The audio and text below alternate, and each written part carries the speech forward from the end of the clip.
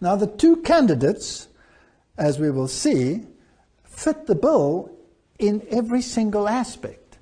If you go to the web pages and you look at the bloodlines of the American presidents, then it is a known fact that all the presidents that have, well, reigned in the United States have all been related. So let's have a look at what the media has to say. If all presidents are related, which of the 2017 candidates will be the next president?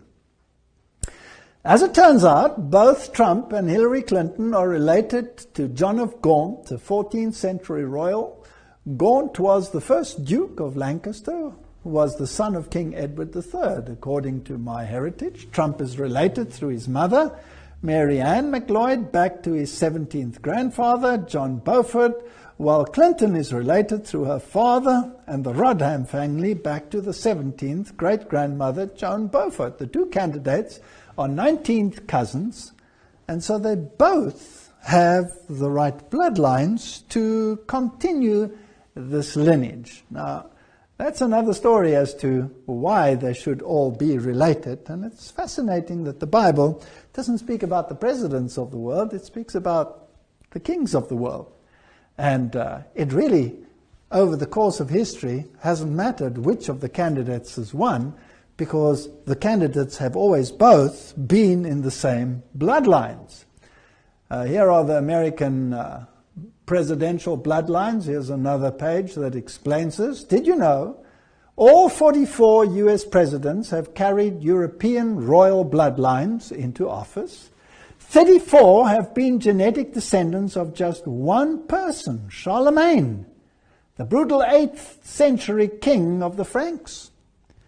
Now, that's a fascinating story, because Charlemagne is, of course, the one who was crowned emperor of the Roman Empire, the new Roman Empire, and the Pope was crowning him whilst his kingdom was falling apart. So he's a symbol of this unity of the world under one leadership, the papacy.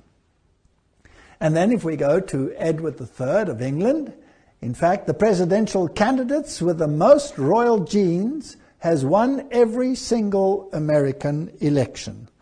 Now, it seems as if Trump and Hillary had exactly the same lineage, so it didn't really matter which one of the two won. This information comes from Burke's Peerage, which is the Bible of aristocratic genealogy based in London. Every presidential election in America since and including George Washington in 1789 to Bill Clinton has been won by the candidate with the most British and French royal genes. Of the 42 presidents to Clinton, 33 have been related to two people, Alfred the Great, King of England, and Charlemagne, the most famous monarch of France. So it goes on. 19 of them are related to England's Edward III, and has 2,000 blood connections to Prince Charles. The same goes with the banking families in America. George Bush and Barbara Bush are from the same bloodline, the Pierce bloodline, which changed its name from Percy when it crossed the Atlantic. Percy is one of the aristocratic families of Britain to this day. They were involved in the Gunpowder Plot to blow up Parliament at the time of Guy Fawkes. Now that's even more fascinating, because that was a Jesuit plot to overthrow the Protestant government in the United States. So if all these bloodlines belong to these individuals that overthrew Protestantism, well, that would be an interesting plot for the puppet masters to work on behind the scenes.